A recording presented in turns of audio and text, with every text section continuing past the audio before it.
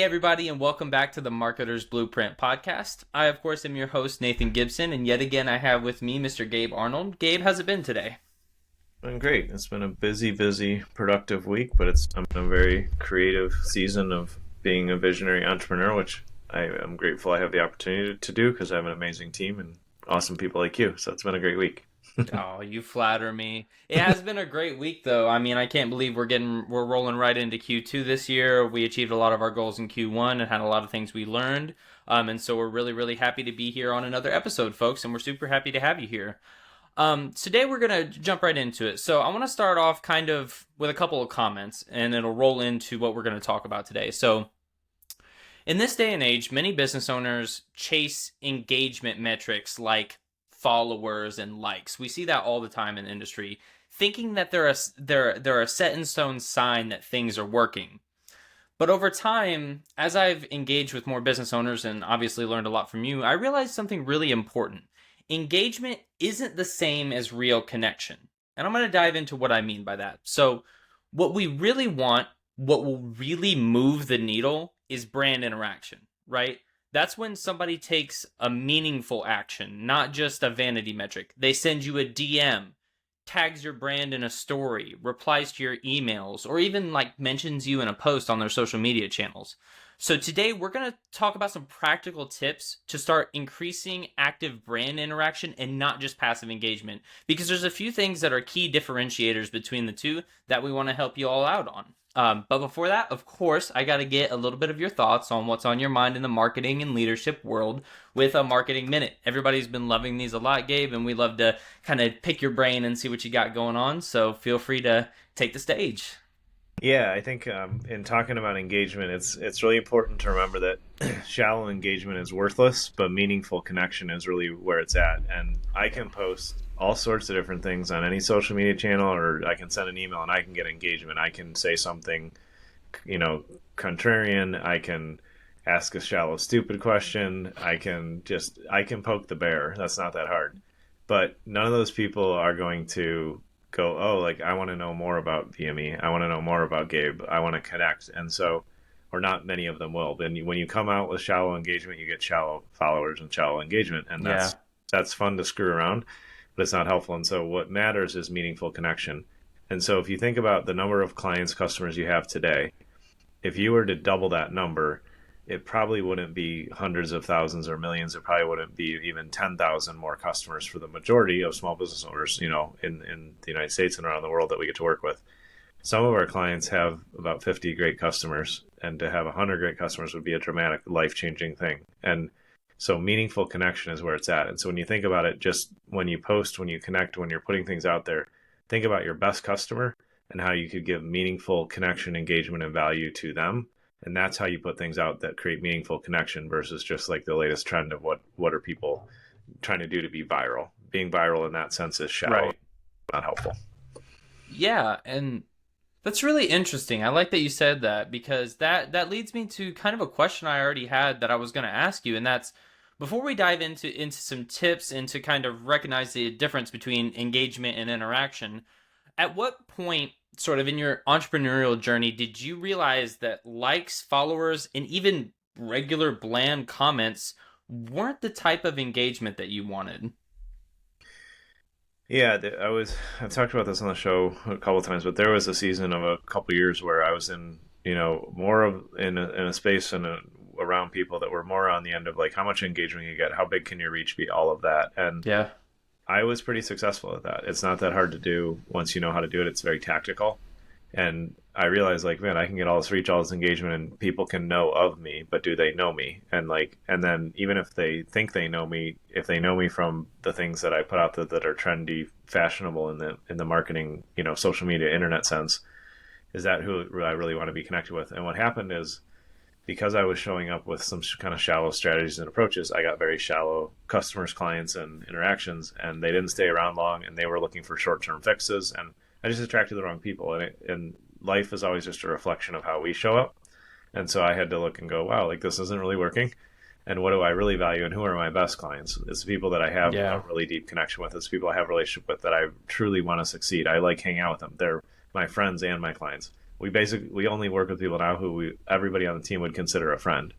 And so Absolutely. that kind of shift helped me, but there was definitely a time where I was like way more focused on reach and shallow things that don't really connect to, am I actually building a relationship with my audience by connecting and giving true service in anything I communicate or talk about. Because if one person gets inspired or helped by something deep that I share on social media, then I won for the week, not for the Yeah. day. I won for the month. Like if one person is really encouraged and helped, like when I put something out like a couple weeks ago about how challenging it can be to grow, and when you succeed, there's a bunch of personal work you have to do as soon as you hit some big goal. And Yeah. I wrote about like panicking when you succeed, because that happens to entrepreneurs. And I had a couple people reach out and say, "Thank you, I really need to hear that today." And it was like two people. I won the day in my view because I actually helped somebody with something that truly helped them. 100%. That, and I think I got like 10 likes or something or whatever, which is fine. But it wasn't like, I've had stuff go way more viral than that, and that's okay. But I actually helped somebody, was encourage them and had some empathy, and they were able to feel better about where they're at in their journey and step forward confidently. And that's what we're looking for. That's what matters.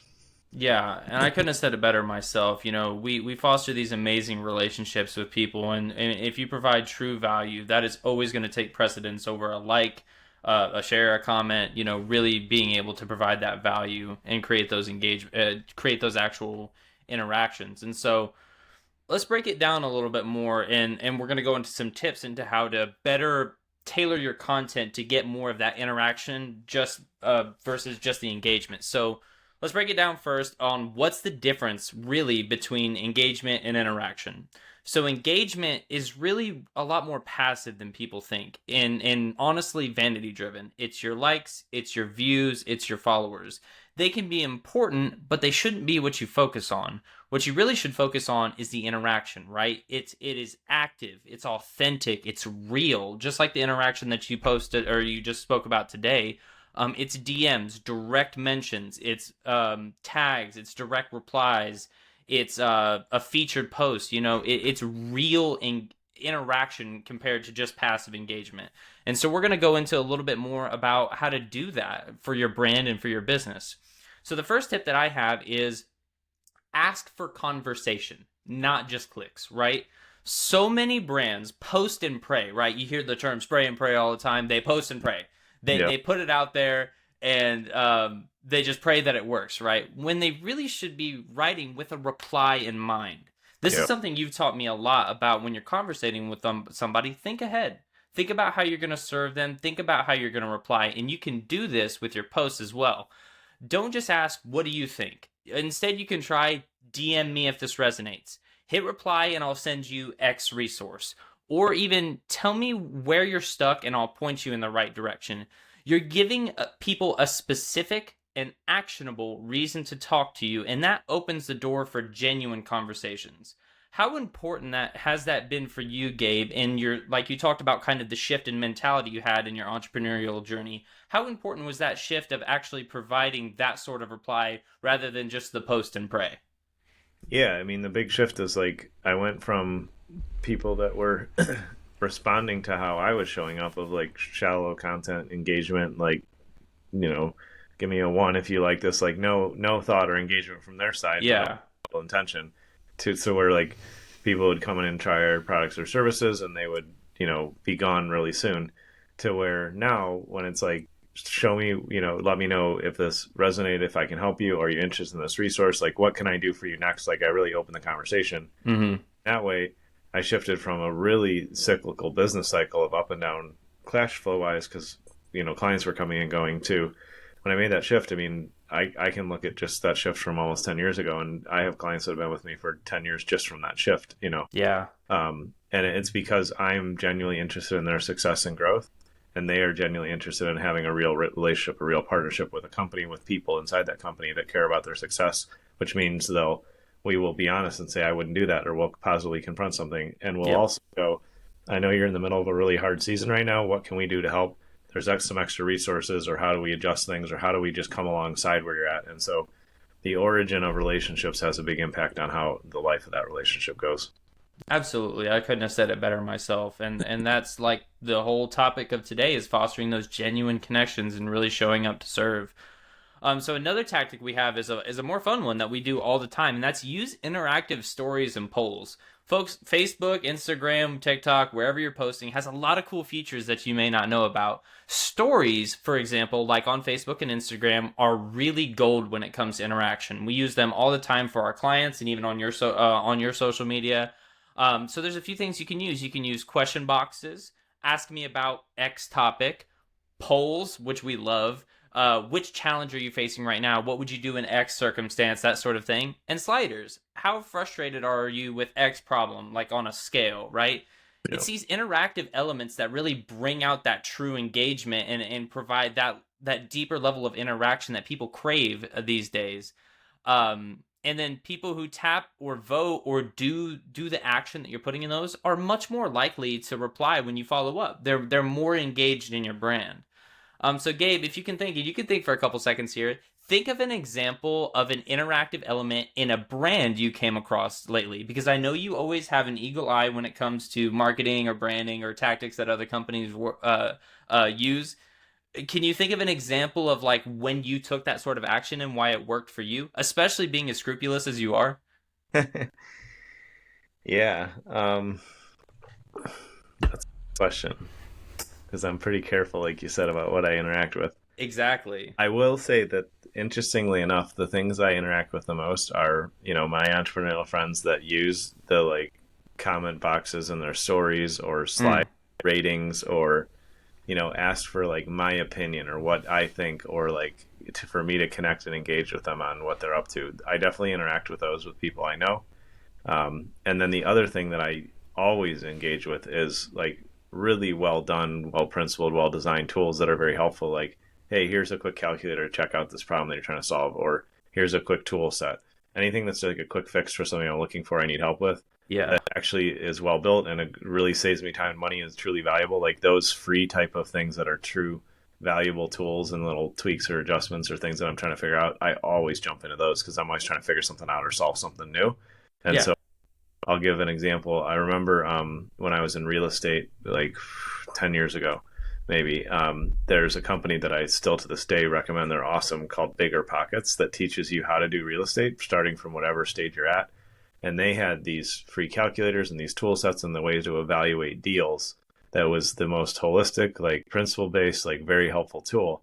And they made such an impression on me that I've sent them dozens and dozens of customers over the last 10 years, and I'm not even a customer anymore because I'm not in real estate. And so Right. that example of like they solved a problem, they taught me something valuable, and they helped me think differently was one of the things that I always remember engaging with. Yeah, and that's the thing too. I think that's what's really important when we talk about using interactive elements in your branding and your posting. You remember that years later. That was such a memorable experience and they took such good care of you that you remembered it for years to come and you still recommend it and you're not affiliated. Those are the truly good products, right? And I have a lot of those in my personal life too, such as the brand of card sleeves I use, all my nerdy stuff, but they've won me over so well because of the way that they engage with the brand that it really, really fosters this long-term relationship, and it makes you want to come back and tell other people about it. Yeah, And that kind of ties into my next point here too, and that's make it personal, right? Mention them first. If you want people to tag you or talk about you, start by doing it for them, right? Give back. You can reshare user generated content and tag them. You can highlight a comment or DM in your story with permission, of course. You always want to have permission. And then also celebrate your audience's milestones. When people feel seen and heard, they naturally want to reciprocate, just like we were just talking about. This not only builds loyalty, but it will also really boost your interaction over time, right? yeah. Yeah, the more that you are solving those little problems and the more that you're giving value, like true value, saving them time, saving them money, helping them have insights to what their problem or challenge is in the moment or what they're trying to grow and or change, that's where people trust you more because trust and brand credibility is all the little micro, interactions that you have will lead them to something good. Like for me, Bigger Pockets, I never bought into their big stuff or their higher end stuff, which I know is valuable though because of my experience with the little tools. Yeah. But that example is so great because I promoted them to a bunch of people I know, and they solve problems, and so they just solve the little problems, and so my little micro interactions are reflective of what I know their bigger programs are like, and I've talked to people in their bigger programs, and I know what that's like.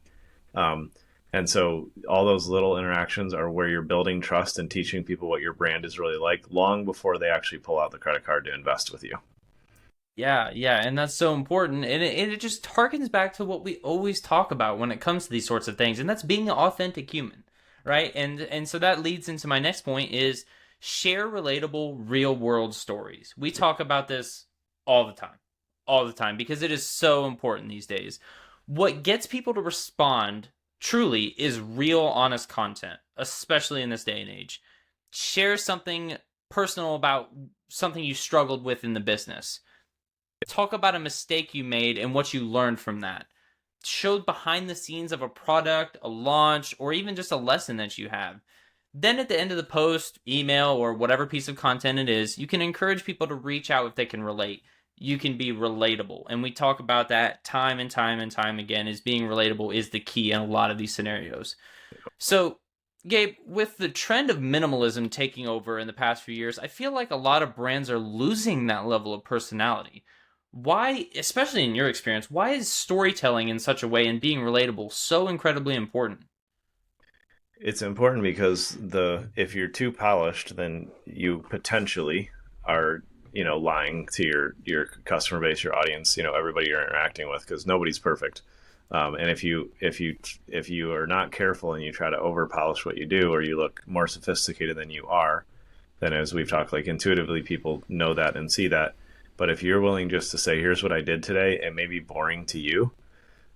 That's the other thing to realize. Like, you may not be that exciting, and you definitely can learn storytelling and, be honest and authentic and get better at storytelling. But even if you just say, here's what I was up to today, I helped this person solve this problem, or this is what I did in my business today, giving people an authentic view of who you are is making a very clear window pane that they can just peek in your business and see what you're up to. And then they'll self-educate and go, oh, I need exactly that. And he just described the basics of what he did and how he solved it. And he was just honest about what happened well, what worked. And these were a couple challenges, and this is where I'm at. Yeah, People, it's like walking through town, and they look through your storefront and they look through the window and they see how you're helping people, and like, oh, I need that help too. Rather yeah, than pretending like you're this multi-billion-dollar company and do everything perfectly and like you're the greatest in the world. And even multi-billion-dollar companies aren't that perfect. Last I checked, they have people in them too. But if you're trying to pretend something, pretend to be something you're not, you just end up shooting yourself in the foot, and people distrust you. Whereas I have a friend that only has like 700-800 friends on Facebook. She doesn't worry about any vanity stuff, and she posts pretty much every day, here's who I helped today, this is what I did in their business. And she gets millions of dollars of business for the type of work she does, just from saying, like, here's what I'm up to, here's how I think, this is what I'm good at, this is what I'm not good at. She says that kind of stuff in her posts all the time, and people go, oh, she's real, I'll talk to her, she's worth having a conversation exactly. with. Yeah, and that is so important, right? Because people are intuitive, way more than most people give people credit for, right? People can see through the BS, you know what I mean? People can see through if you're fronting about who you really are and how you really show up and serve people. Yeah. On the other hand, they will really, really resonate if you show up like an authentic person, show what you're good at, and like you said, even sometimes show what you're bad at. Yeah. Nobody's perfect, everybody's human. And so the more relatable you can be, the better you can serve your target audience, and I think that's really important. Yeah. The next one is really not to be forgotten either, and it may seem like a no-brainer, guys, but respond promptly and authentically, right? Yeah. That's something we talk about all the time. So responding promptly is really important. So last but not least, interactions are always a two-way street. If somebody tags you, responds, or sends you a DM, respond like a human. You are not AI. You are not a robot. Respond like a human person. Hey, what's up? I saw your comment. I wanted to talk to you about it. Be Yeah. a human being. Thank them. Ask a follow-up question. Start a dialogue. Start a real interaction. That's what's really important. The goal here isn't to automate every touch point. Sure, it's useful to have automations. We love them as a business. But to build relationships that drive long-term loyalty and trust, you got to be there. Face to face, fingers on the keyboard, really responding to people. I think that's so important, right? Yeah, because if what I tell people is there's a reason why you're free to like go reserve your usernames or have something sitting and all a bunch of different social platforms. Like, I just signed up for something new today that I'm exploring, but Mm-hmm. I'm not going to start posting in there until I've committed the time. I put the time in my calendar to post, to engage, to be a part of the community. So I always tell people, choose one to start, maybe two platforms that you're committed to really building community on. If you like Facebook, great. If it's Instagram, if it's TikTok, whatever it is great. If it's LinkedIn, wherever your audience is, start there and really lean in and get really good at one channel. because you do have to have real interactions, live conversations in the comment threads, in the DMs. Don't try to be everywhere, which people hear that lie. You need to be everywhere and, post all the time, because you can't focus on managing a bunch of platforms at once, especially when you're a smaller business. When you have Yeah. 30, 40, 50, 100 employees, then you can dedicate people to own and manage a channel with you. Yeah. But when you're starting out, like, get really good at one thing and you'll have all you need. You'll have good marketing, you'll build good relationships. I've done that for years on Facebook, and that was always my first channel. And that's Hmm. where I have the best community, best engagement. I've met the greatest friends and, clients there. And as I grow, I'm working to expand and really be present and invest in new channels. And I also have the support of a team, so I get a lot of support with it now. But I just encourage people, like, be where you are, choose what you resonate with and where you're going to find some of your, customer base, and start there and really show up as a good community member in the whole platform. And that's where, use it, learn it, be there. And that's the best place to start. Don't spread yourself so thin and then think you're going to get results. Focusing on one or maybe two areas, two channels is a good place to start. And that's how you have those real conversations. Absolutely. And I love that. Being able to focus on one or two channels will really allow you to build that community, niche down into the specific type of people that you're looking to serve, and really foster quality relationships. So I love that. Yep. And so, folks, if you want help getting more brand interaction, we've got your back. Truly, we do. If you've been creating content but nobody's reaching out or responding, you're not alone. It happens to a lot of people. You're honestly probably just a few small tweaks away from a really big shift. Reach out to us in the comments. Let us know where you're stuck. We want to know the exact situation we're in, and we can tell you a similar situation we've been in and how we navigate it and be able to help you out. And like we said before, craft a genuine conversation. We just want to talk with you. We love meeting new people, new entrepreneurs, new business owners, and seeing what they're up to. So we would love to have a chat with you. Go ahead and drop a comment if you're interested in that. And then, of course, we have to end the episode with a win. It wouldn't be an episode without a win. We always have these great wins that we love to share with you guys. So recently, we just signed on a new client that we've been with for a couple months now, and we helped the client overcome a major roadblock in their startup vision, right? What we did is we provided clarity and confidence for their entrepreneurial journey. So I wanted to just touch base with you, Gabe, and see, how important is it, and what are your thoughts on jumping in that stage of a client's journey and helping guide their strategy as a business owner? Yeah, it's always great to have this experience, with the clients get to partner with the team here at BME. And what was awesome in this scenario is this is a entrepreneur that's a little bit earlier in their journey. They're younger in their entrepreneurial journey. They're not a younger person, but they're a young entrepreneur in my view of, like, they just haven't done a lot of it yet, and that's okay. And Right. what I've seen happen other places outside of BME, which is unfortunate, is if somebody raises their hand and says, I want to get into business, then there's like a bunch of vultures that swoop down and say, how much money can I take from you? And that's just predatory and dangerous.